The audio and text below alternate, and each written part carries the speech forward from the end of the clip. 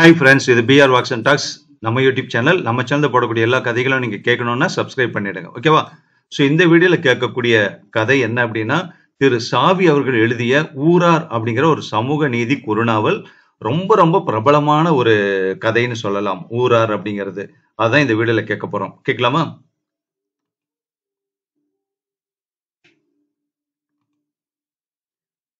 ஒவ்வொருத்தருடைய மனசுலயும் பாத்தீங்கன்னா கண்டிப்பா ஒரு ஈகோ இருக்கும். ஒரு சின்ன ஈகோனுடைய லெவல் வேணா மாறலாமே தவிர கண்டிப்பா ஒரு ஈகோ இருக்கும். அதே மாதிரி சுயநலமும் இருக்கும். ஆனா ஒரு குறிப்பிட்ட விஷயம் சம்பந்தமா ஒரு ஊர்ல இருக்கக்கூடிய அத்தனை பேருமே சுயநலமா இருக்காங்க.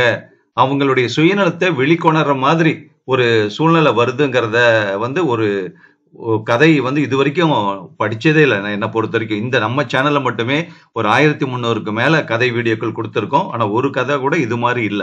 ஏன்னா மனசுல இருக்கக்கூடிய அந்த சுயநலத்தை அத்தனை பேருமே வெளிப்படுத்துறதுங்கிறது வெளிக்கொண்டு வந்திருக்காங்க இந்த கதை மூலமா அப்படிங்கிறது ரொம்ப ரொம்ப கண்டிப்பா ஒரு வியக்கத்தக்க ஒரு விஷயம்னு சொல்லலாம். அதனால கண்டிப்பா உங்க எல்லாருக்குமே இது பிடிக்கும். ஒரு சமூக நீதி குறுநாவல் ஊரார் பை திரு சாவி அவர்கள். கேட்கலாம்.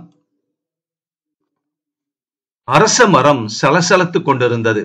அதன் அடியில் கயிற்று கட்டிலில் உட்கார்ந்து டீ குடித்தபடியே செய்திகளை முந்தித் தரும் நாள்தாள் ஒன்றில் ஆழ்ந்திருந்தார் ஆலங்காட்டு சாமியார்.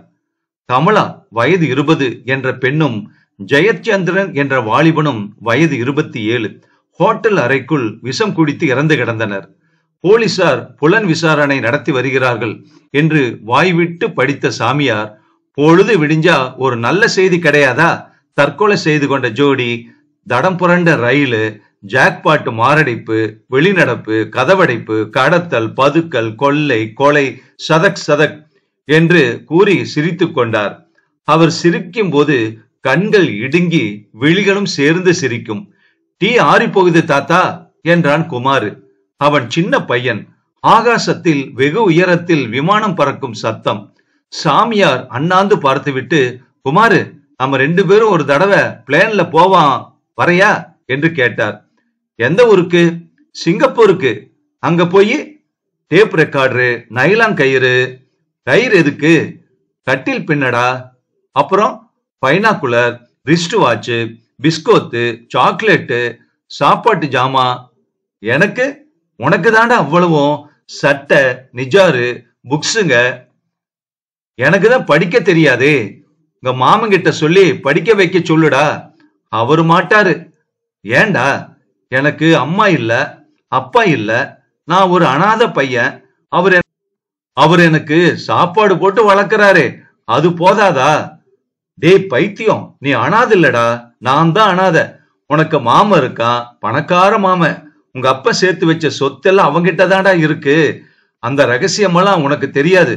படி, நீ நல்லா படிடா. இந்த சாமியார் கிட்ட வந்து நிக்கிறியே, இங்க என்ன இருக்கு? விபூதி இருக்குது, கைத்து கட்டில் இருக்குது, முடிச்சு போட்ட கந்தல்ல 3 ரூபா சில்லர் இருக்கு. நீ கொஞ்சம் டீ சாப்பிடுறியாடா? வேணாம், நான் இங்கேயே தான் இருப்பேன். பொழுதன்னைக்கும் இருப்பேன் இங்கேயே. எனக்கு உங்களை ரொம்ப பிடிச்சிருக்கு. ராத்திரி தூக்கம் வர்றப்பதான் வீட்டுக்கு போவேன். ஆமா, இது என்ன போஸ்டரு? இது போஸ்டர் இல்லடா, பேனர். துணியில வரைஞ்சது. ஆட்டுக்கார அலமேலு படம் பாத்தியா? இத பாரு, அலமேலுவும் ஆடும் கிழிஞ்சு போய் கிடக்குறாங்க. ஒரு எக்கால சிரிப்பு சாமியாரிடமிருந்து. பயங்கர குரல், ஆனால் பயப்படாத குரல். இது எதுக்கு வச்சிருக்கீங்க? கட்டில் கயிறு உறுத்தது இல்ல? தூங்கி எழுந்துச்சுன்னா முதுகுல வரி வரியா கயிறு அழுந்தி கிடக்குது. இந்த பேனரை கட்டில் மேல போட்டுக்கிட்டா சோகமா தூங்கலாம். ஆமா, இப்பெல்லாம் அலமேலு மேலதான் தூக்கம். முருகா முருகா, தான் சொன்னதை நினைத்து சாமியார் தனக்குத்தானே சிரித்து கொண்டார். என்ன தாத்தா சிரிக்கிறீங்க என்று அந்த பையன் கேட்டான். நான் தாத்தா இல்லடா, தாடியும் மீசியும் பார்த்தா தாத்தா மாதிரி தோணுதா? எனக்கு 50 வயசு கூட ஆகல. நான் யார் மாதிரி இருக்கேன் சொல்லு பாப்போம். மதியழக மாதிரி அமுக்களா புள்ளமா இருக்கீங்க. தாடியும் மீசையும் தான் அதிகப்படி. ஏன் தாத்தா சிரிச்சீங்க? அது உனக்கு புரியாது குமாரு. நீ சின்ன பையன், இன்னும் 5-6 வருஷம் போகணும். ஆட்டுக்கார மேல படம் பாத்தீங்களா தாத்தா? ஃபர்ஸ்ட் டேடா, ஃபர்ஸ்ட் ஷோ பாத்துட்டேன். டென்ட் சினிமால ஓடுதே பத்ரகாளி, அது கூட பாத்துட்டேன். ஓசியில தான். நான் சாமியாராச்சே, எனக்கு ஏது காசு? என்கிட்ட எங்க இருக்கு? சரி தாத்தா, எப்ப சிங்கப்பூர் போலாம்? 3 ரூபா வச்சிருக்கேன்டா. 9997 ரூபா குறையுது. சேரட்டும், ஒரு பயணம் போயிட்டு வந்துருவோம். சிங்கப்பூர்ல துப்பாக்கி கிடைக்குமா என்று அவன் கேட்டான். துப்பாக்கியா? அது எதுக்குடா உனக்கு? காந்திய சுட்டதாச்சு அது. அத கையால தொடலாமா? சிப்பாய் மாதிரி கையில துப்பாக்கி பிடிச்சுக்கிட்டு ஒரு பெரிய வீரனாக போறேனா? நல்ல ஆசைடா உனக்கு. வீரனாக போறியா? அதெல்லாம் அப்புறம் ஆகலாம். முதல்ல போய் படிடா. உங்க அப்பா சொத்து ஏராளமா கிடக்குது. உங்க மாமன் ஏப்ப விட்டுட்டு இருக்கான். அதெல்லாம் நீ புரிஞ்சுக்கோ. தூரத்தில் ரெக்கார்டு சங்கீதம் மெலிதாக ஒலித்தது. வாங்கோன்னா, பத்திரகாளி பார்க்கணும். படிடா. இந்த சினிமா புத்தி வேண்டாண்டா உனக்கு. நீங்க மட்டும் பார்க்கலாமா? நான் சாமியாரு. நான் என்ன வேணாலும் செய்யலாம்டா. சாமியாரு சினிமா பார்க்கலாமா? சாமியாருங்க கல்யாணமே செஞ்சுக்கிறாங்களே. சாமியார்ல 2 ரகம் இருக்கு. சாமியாரா இருந்துகிட்டே சம்சாரியா வாழ்றது அது ஒரு ரகம். அசல் சாமியாராவே வாழ்றது அது இன்னொரு ரகம். நான் முதல் ரகம். எனக்கு ஆசை போகலடா. வாழ வசதி இல்லாததுனால சாமியார் ஆயிட்டேன். நான் என்ன சாமியார்? சோத்து சாமியார், மசால் வடை சாமியார், பிரியாணி சாமியார். காஞ்சிபுரத்துல இருக்காரு ஒரு சாமியார், போய் பாரு. வயிறு ஒட்டி போய் கண்ணுல ஒரு ஒளி வீசும் பாரு. தாத்தா, இந்த ஊரார் ரகசியம் பூரா உங்களுக்கு தெரியுமா? அக்கா தெரியுமே. எல்லா சங்கதியும் என்கிட்ட வந்துடும். ஜோசியம் கேட்க வருவாங்க, வைத்தியம் செஞ்சுக்க வருவாங்க. இந்த 2லயும் அம்புடாத ரகசியம் என்ன இருக்கு? டெய்லர் கடை கேசவன், ஆப்ப கடை ராஜாத்தி, இவங்க 2 பேருக்குள்ள ஒரு ரகசியம். அவுட் போஸ்ட் தானக்காரரு, டென்ட் சினிமா தங்கப்பனோட தங்கச்சி, இவங்களுக்குள்ள ஒரு ரகசியம். நாட்டாம கோதண்டம், டிராமாக்காரி ரத்னாபாய், அது ஒரு ரகசியம். இப்படி எல்லா ரகசியமும் எனக்கு தெரியும். அதோ வருது பாரு ரத்னாபாய். இப்ப நேரம் இங்கதான் வரும். இதோ இந்த அரச மரத்தடியில அந்த பக்கம் இருக்குதே பிள்ளையாரு, அத சுத்தும். அப்புறம் ஒரு சீட்டை என்கிட்ட கொடுக்கும். அது லவ் லெட்டர். சீட்டு யாருக்கு? உங்களுக்கா? டேய் கருமம், நாட்டாமக்கார கோதண்டனுக்குடா. இவங்க 2 பேருக்கும் நான் தான் போஸ்ட் ஆபீஸ். சீட்டுல என்ன இருக்கும்? உனக்கு தான் படிக்க தெரியாதே. இப்போ ஒரு சீட்டு வரும் பாரு, நான் படிச்சு காட்டுறேன். டிராமாக்காரி அங்கே வந்தாள். பிள்ளையாரை சுற்றினாள். சாமியாருக்கு பக்கோடா பொட்டலம் கொடுத்தாள். ஜாக்கெட்டுக்குள் இருந்த சீட்டை எடுத்து கொடுத்து விட்டு ஒரு அசட்டுப்பு சிரிப்பு சிரித்தாள். சேர்த்து விடுறேன் போ. பக்கோடாவை எடுத்து வாயில் போட்டுக் கொண்டார். தூ என்று துப்பினார். தலையை வாரி பின்னால் ரிப்பன் கட்டி கொண்டிருந்தாள் ரத்னாபாய். நெற்றியிலே குங்கும பொட்டுக்கு கீழே இரு புருவத்தையும் இணைத்து விபூதி போட்டு, நான் வரட்டுமா சாமி? அடுத்த தடவை நல்ல பக்கோடாவா வாங்கிட்டு வா. ஒரே காரல். ஆமா, இது எங்க வாங்கின? நாடகத்துக்கு கோயம்புத்தூர் போயிருந்தேன். முட்டாய் கடையில வாங்கினேன். கலப்பட என்ன காருது. அவள் திரும்பி கொஞ்ச தூரம் போய்விட்டாள். மூஞ்சிய பாரு, உருவத்தை சரைச்சுண்டு கன்றாவி. சாமியார் குமாரிடம் முணுமுணுத்தார். அந்த பக்கோடா வாசனைக்கு நாய் ஒன்று ஓடி வந்தது. பக்கோடா வாசனைய நல்ல மாப்பம் பிடிப்ப, ஆனா திருட வந்தா கோட்டை விட்டுடுவ. இந்தா தின்னு தொலை. மீண்டும் வானத்தில் விமானம் பறக்கிற சத்தம். சாமியார் நிமிர்ந்து பார்த்துவிட்டு திரும்பும் போது கொடிக்கம்பம் அவர் பார்வையில் பதிந்தது. அதில் மூவண்ண கிளிசல் கொடி ஒன்று தன் கட்சியின் பரிதாப நிலையை உணர்த்தி கொண்டிருந்தது. இந்த ஊரு கட்சி தலைவன் மாலை போட்டுக்க வருவான், ஓட்டுக்கு வருவான், வசூலுக்கு வருவான், நீட்டா அங்கவஸ்திரம் போட்டுக்குவான். இந்த கொடிய ஒரு நாளாவது நிமிந்து பாப்பானா? ஏன் பின்ன கட்சி இந்த கதிக்கு வராது? சாமியார் உருமலோடு சிரித்தார். அடுத்தாற் போல நாட்டாமைக்காரன் வந்தான். என்ன சாமியாரே, உஷ்ணத்துக்கு மருந்து கேட்டனே, வச்சிருக்கியா? இந்தா என்று அந்த சீட்டை எடுத்து கொடுத்தார் சாமியார். இத படி, உஷ்ணம் குறையும். ஆமா, கேலண்டர் கேட்டனே, எங்க? வைவிஜியா போட்ட கேலண்டரை எடுத்து கொடுத்தான் நாட்டாமைக்காரன். அந்த கேலண்டர் சுருளுக்குள் ஒரு கடிதம் இருந்தது. டிராமாக்காரிக்கு நாட்டாமைக்காரன் எழுதிய கடிதம். அதை படித்து பார்த்த சாமியார், சீ அசிங்கண்டா, இப்படியா எழுதுவாங்க? படா மாடாட்டம் வயசாச்சு, வீட்டுல சம்சாரத்துக்கு 4 பிள்ளைங்க இருக்கு, வெளி விவகாரம் வேற. பெரிய மனுஷனா மனுஷன், நாட்டாமக்காரனா. நாம வாயை திறக்க முடியுமா? என்ன ஊரை விட்டே துரத்திடுவான். விஜயாவை பார்த்தார். தன் அகன்ற கண்களை விரித்து சிரித்தாள் விஜயா. டிராமாக்காரி பிள்ளையார சுத்துறா, இந்த நாட்டம்மாக்கார அந்த டிராமாக்காரிய சுத்துறான். உங்க மாம யார சுத்துறான் தெரியுமாடா குமாரு? தெரியாதே தாத்தா. அதெல்லாம் தெரிஞ்சுக்க உனக்கு வயசு பத்தாதுரா. வெளியே சொன்னா வெக்க கேடு. உனக்கு என்னதுக்கு அந்த வெம்பெல்லாம்? தெரிஞ்சா துப்பாக்கி கேப்ப, நீயும் வீரன் ஆயிடுவ. வேணாண்டா, வீட்டுக்கு போ. எங்க மாமா ரொம்ப நல்லவராச்சே. குமாரு, ஊரே அப்படிதான்டா நம்பிக்கிட்டு இருக்குது. எந்த புத்துல எந்த பாம்பு இருக்குதுன்னு எனக்கு தான் தெரியும். உன் மாமனை நம்பாத. ஆளுக்குள்ள ஆளு. பார்க்க போனா இந்த உலகத்துல எல்லாருமே ரெட்ட வேஷக்காரங்க தான். ஒவ்வொருத்தனுக்குள்ளயும் இன்னொரு ஆள் இருக்கான். நீ போயிடு. அதோ உங்க மாமா வந்துகிட்டே இருக்காரு பாரு. அத்தியாயம் 2. முறுக்கு மீசை வேதாச்சலம் வந்தான். அவன் இடது கையிலே பிளாக் டயல் சீக்கோ பளபளத்தது. வி போட்ட தங்க மோதிரம், சில்க் ஜிப்பா. சிகரெட் புகையை விழுங்கி மூக்காலும் வாயாலும் தேக்கமாக வெளியேற்றினான். சாமியாரை நெருங்கி வந்து, என்ன சாமி, சௌக்கியமா? சிகரெட் ஊதறீங்களா என்று பரிவோடு குலைந்த குரலில் கேட்டான். வேதாச்சலம் வலிய வந்து பேசுவது சாமியாருக்கு வியப்பாக இருந்தது. என்னவோ இருக்கு விஷயம் என்று நினைத்து கொண்டார். என்ன பிராண்ட் என்று கேட்டார் சாமியார். வில்ஸ் தான். ஏன் 555 தான் குடிப்பீங்களா? இல்ல, சார்மினார் தான் பழக்கம். மணி என்ன ஆகுது சாமி? கையில வாட்ச் கட்டிக்கிட்டு என்ன டைம் கேக்குறீங்களே? 7 மணி ஷோ ஆரம்பிக்கிற நேரமாச்சு. ரெக்கார்டு போடுறாங்களே. என்ன படமா? சில நேரங்கள்ல சில மனிதர்கள். நீங்க பாத்துட்டீங்களா? நான் தான் நிஜ வாழ்க்கையிலேயே பல பேரை பாத்துக்கிட்டு இருக்கனே. இத சினிமால வேற பாக்கணுமா? 16 வயதுல வந்தா பாக்கலாம்னு ஒரு ஆசை. சாமியாருக்கு 16 வயசு கேக்குதா? வேதாச்சலம் கூறிவிட்டு கேலியாக சிரித்தான். கேலி இருக்கட்டும், எங்க வந்தீர்? இந்த வாட்ச் என் கைக்கு எப்படி இருக்கு? அழகா இருக்கு. புது வாட்சா? எப்ப வாங்குனீங்க? சிங்கப்பூர்ல இருந்து வந்துச்சு. கடத்தல் சரக்கா? தெரிஞ்சவர் வாங்கிட்டு வந்தாரு. அவர் எனக்கும் தெரிஞ்சவர் தான் என்று கண் சிமிட்டி சிரித்தார் சாமியார். வேதாச்சலம் பழைய ரிஸ்ட் வாட்ச் ஒன்றை ஜிப்பா பையில் இருந்து எடுத்து, இத கையில கட்டிக்கோங்க சாமி.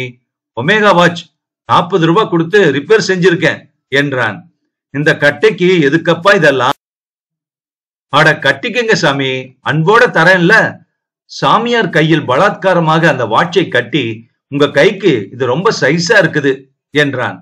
என்ன வேதாச்சலம், என்ன விஷயம்? எதுக்கு நீ அடி போடுற? உங்க கையால ஒரு உதவி. அதான பார்த்தேன்.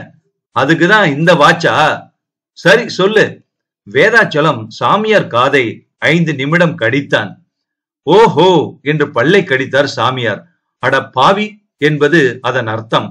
நீங்க மனசு வச்சாதான் முடியும். காலையில கருக்களோட வீட்டுக்கு வந்துருங்க. சரி, எள்ளு இருக்கா? மூட்டை மூட்டையா இருக்கு. ஆளாக்கு எள்ள எடுத்து ராத்திரியே தண்ணியில ஊற போட்டு வை. பணவெல்லாம் கொஞ்சம் வேணும். ஆவட்டும் சாமி. வேதாச்சலம் திரும்பி போய்விட்டான்.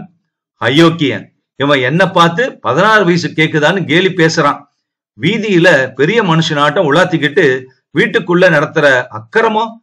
பாவம் பாவம். இந்த பாவத்துக்கு நான் வேற உடந்த. சாமியார் உரிமை கொண்டார்.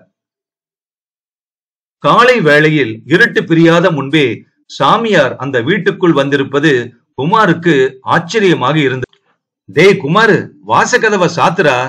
சாமி, இப்படி சோபாவுல உட்காருங்க. இட்லி சாப்பிடுறீங்களா? வேணாம். டீ, காஃபி இருந்தா கொடுங்க.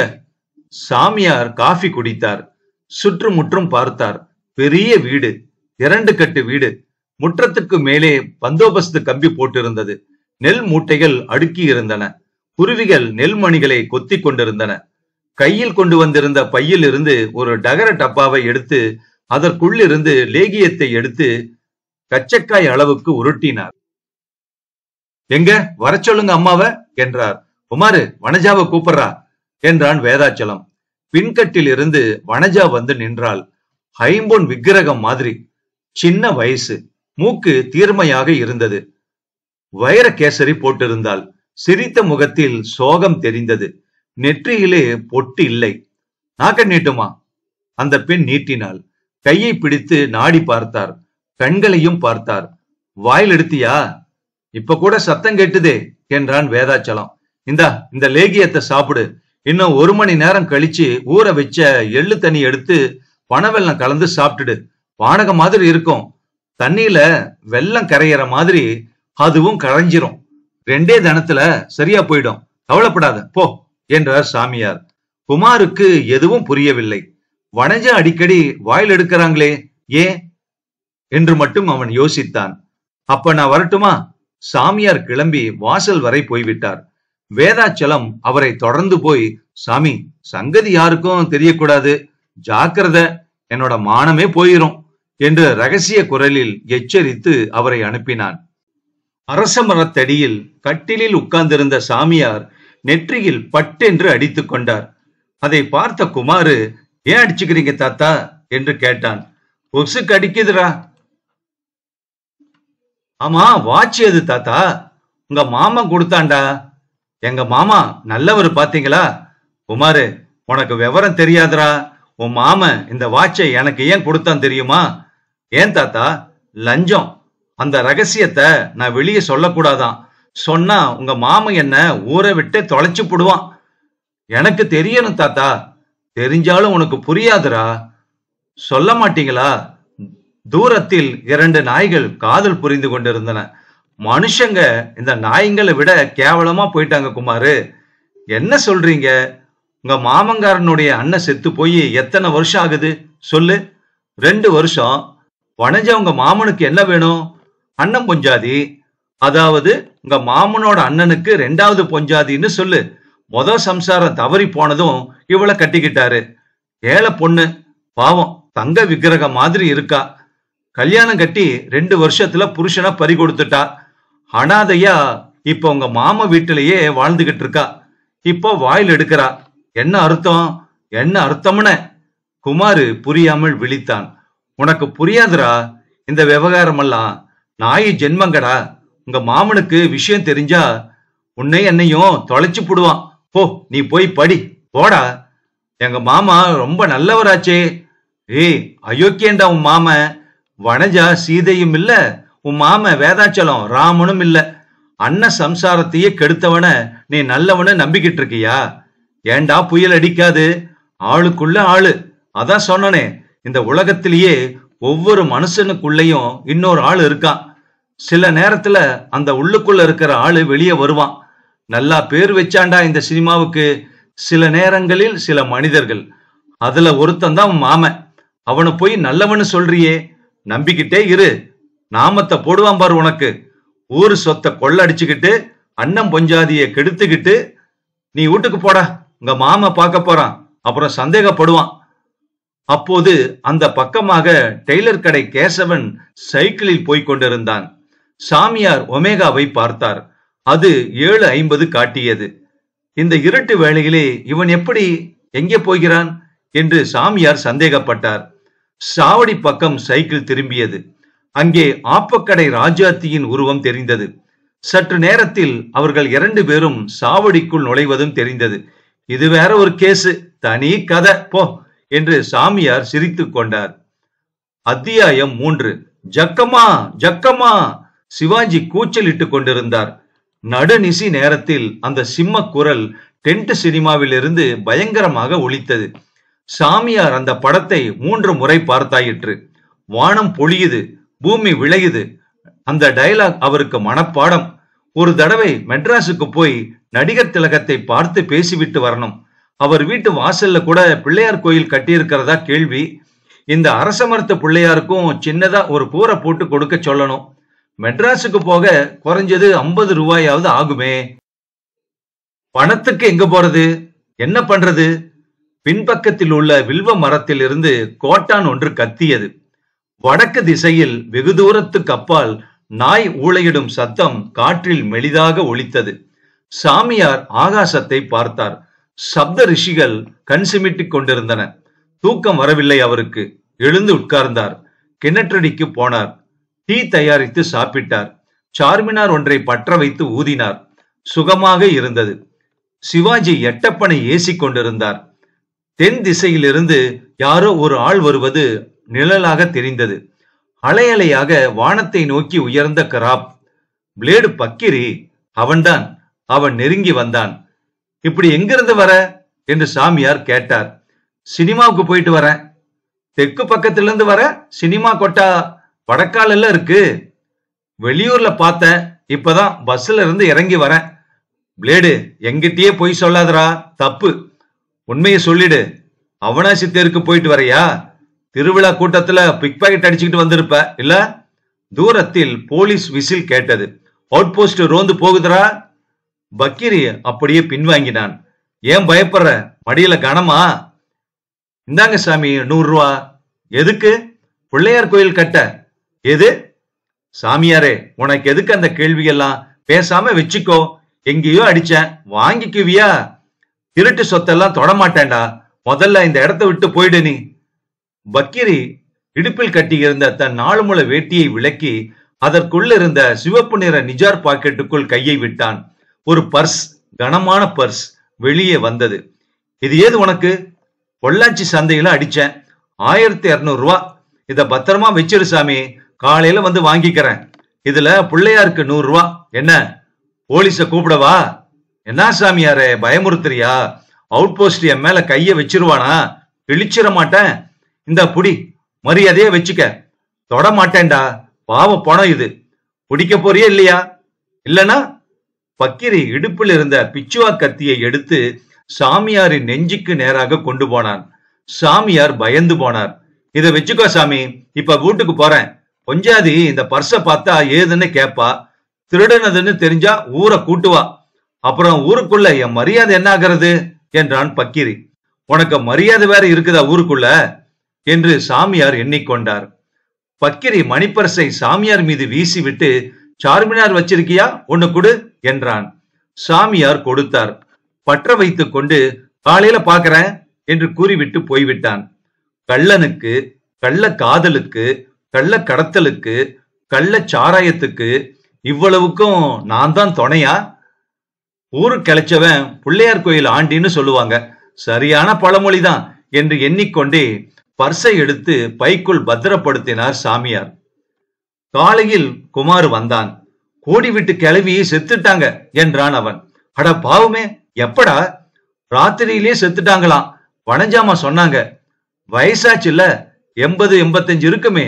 குளிர்ல விரைச்சிடுச்சு போல இருக்கு. பாவம், நடுவுல கண்ணு தெரியாம இருந்து முந்தின ஆட்சியில கண் ஆபரேஷன் செஞ்சு கண்ணாடி போட்டாங்களே, அப்புறம் கண்ணு ரொம்ப நல்லா தெரிஞ்சதே. தெருக்கூத்தெல்லாம் கூட போய் பார்த்துட்டு வருமே. அடடா! சாமியார் உச்சி கொட்டினார்.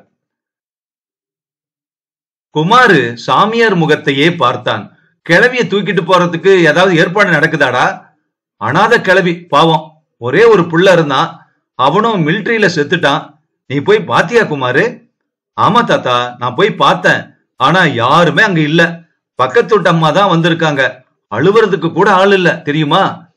ராத்திரி கோட்டான் கத்திச்சு, நாய் ஊளையிட்டுச்சு.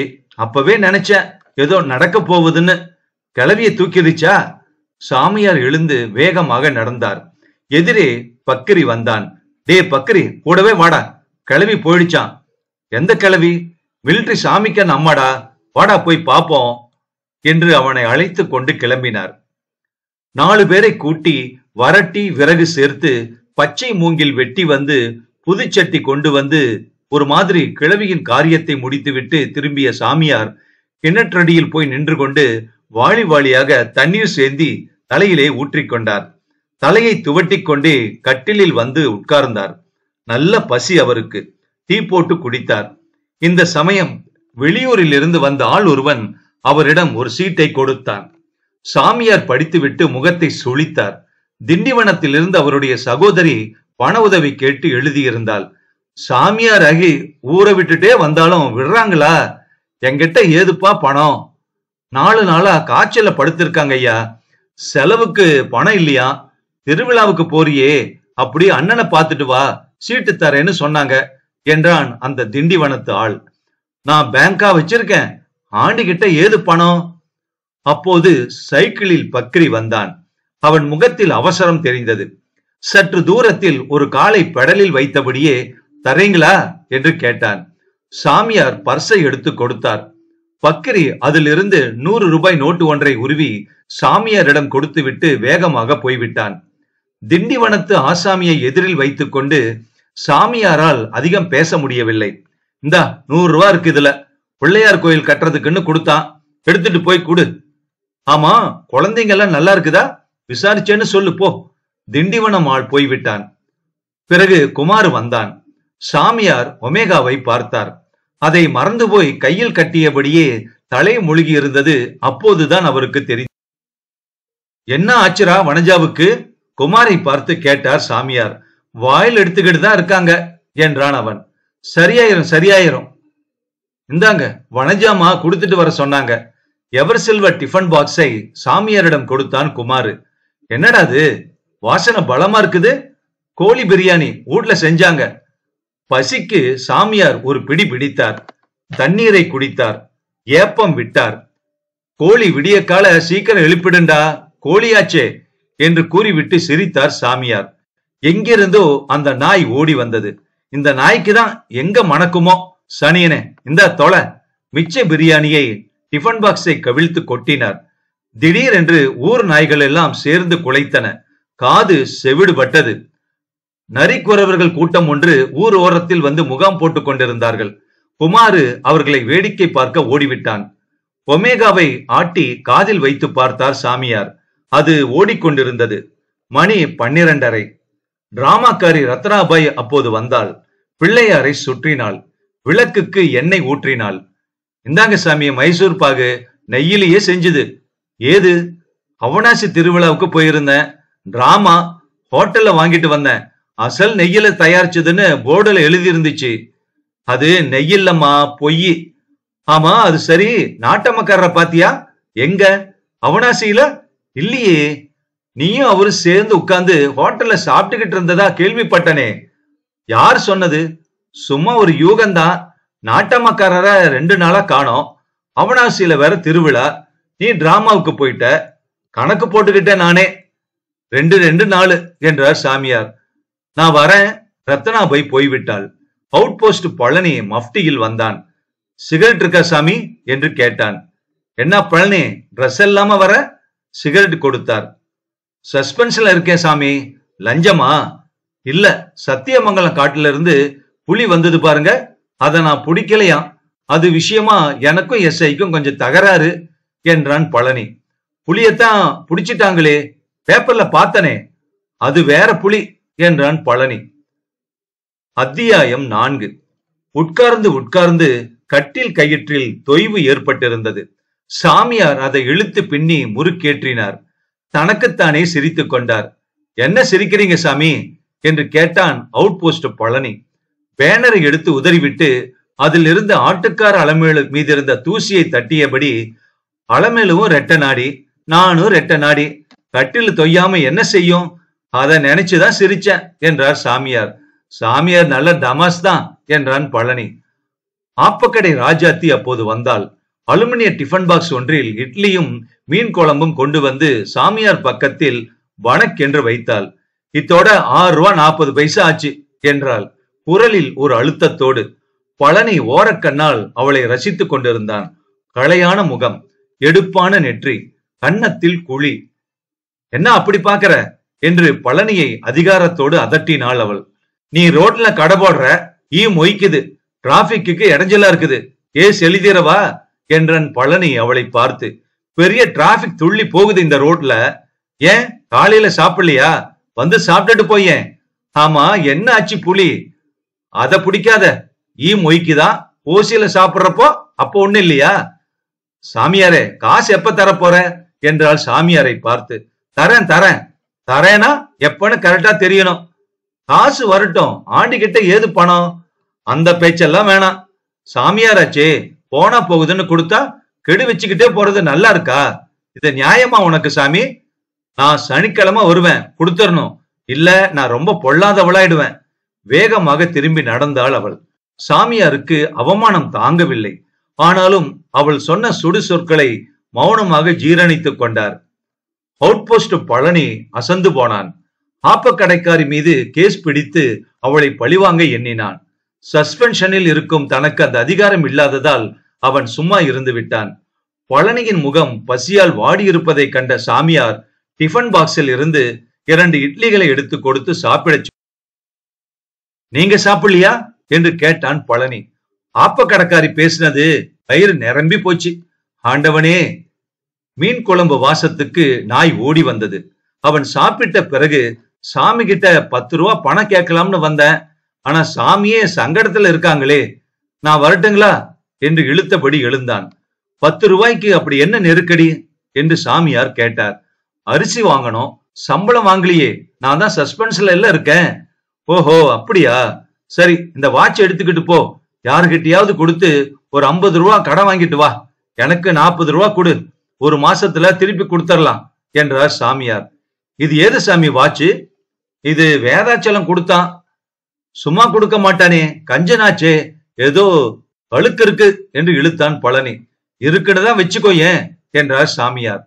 பழனி ஒமேகாவை வாங்கி கொண்டு அவசரமாக அங்கிருந்து புறப்பட்டான். சாமியார் கிணற்றடிக்கு போய் தண்ணீரை சேந்தி தலையிலே கொட்டி கொண்டார். சாமியாராச்சே, போனா போகுதுன்னு கொடுத்தா இது நியாயமா இருக்கு உனக்கு? நான் சனிக்கிழமை வருவேன், கொடுத்தரணும், இல்ல நான் ரொம்ப பொல்லாதவளாயிருவேன். தலையை துவட்டி கொண்டார் சாமியார். நெற்றியிலும் உடம்பிலும் திருநீற்றை பூசினார். பிள்ளையாரை சுற்றி வந்தார். குளித்ததும் திடீரென்று பசி வேகம் தோன்றி வயிற்றுக்குள் உஷ்ண அலை புரண்டது. கட்டிலில் போய் உட்கார்ந்து டிஃபன் பாக்ஸை எடுக்க கையை விட்டு துளாவினார். அது தட்டுப்படவில்லை. குனிந்து தரையில் பார்த்தார், இல்லை. பின் எழுந்தார். தன்னைத்தானே சுற்றி சுற்றி வந்தார். அந்த டிஃபன் பாக்ஸ் காணவே இல்லை. ராஜாத்தி எடுத்துக்கிட்டு போயிருப்பாளோ? மரத்தின் மீது ஏதோ சலசலப்பு கேட்டது. அப்போது அவர் அண்ணாந்து பார்த்தார். அரச மரத்தின் மீது உட்கார்ந்திருந்த குரங்கின் கையில் அந்த டிஃபன் பாக்ஸ் இருந்தது. அது அந்த அலுமினிய டிஃபன் பாக்ஸை காலி செய்துவிட்டு தொப் என்று கீழே போட்டது. பிச்சை எடுத்தானாம் பெருமாளு, அத்த புடுங்கி தின்னானா அனுமாரு. இந்த குரங்கு எப்போ வந்துச்சிங்க? நேத்து நரிக்குறவங்களோடு வந்திருக்குமோ என்று எண்ணிக்கொண்டார் சாமியார். குமாரு இட்லி கொண்டு வந்தான். தேங்காய் சட்னி சலவை செய்த மாதிரி இருந்தது. ஏதுரா என்று கேட்டார் சாமியார். வனஜாமா கொடுத்துட்டு வர சொன்னாங்க. சரி, வாயில் எடுக்கிறாளா இன்னும்? இல்ல தாத்தா, சரியாயிடுச்சான், உங்ககிட்ட சொல்ல சொன்னாங்க. பிள்ளையார் விபூதி வாங்கிட்டு வர சொன்னாங்க. அப்படியா? ஆமா, உன் மாமா எங்க போயிருக்கான்? சேலம். அங்க என்ன? கரும்பு சாகுபடியாளர் கூட்டமா, அதான் போயிருக்காரு. உன் எங்கடா காணோம் நேத்தெல்லாம்?